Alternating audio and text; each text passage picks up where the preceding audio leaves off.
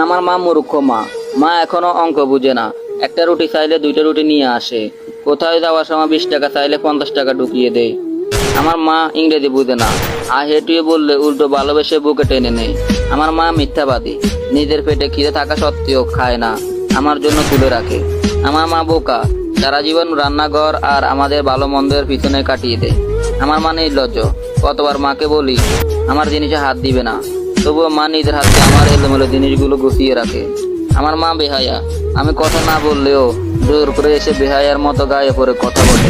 রাতে ঘুমের ঘরেও আমাকে দরজা দিয়ে উকি মেরে দেখে দেয়। আমার মায়ের কোনো কমন সেন্স নেই। প্লেটে খাবার কম দেখলে কেমন জানি করে। পোকা খাবার এত কম কেন, এই বলে প্লেটটা ভর্তি করে দেয়।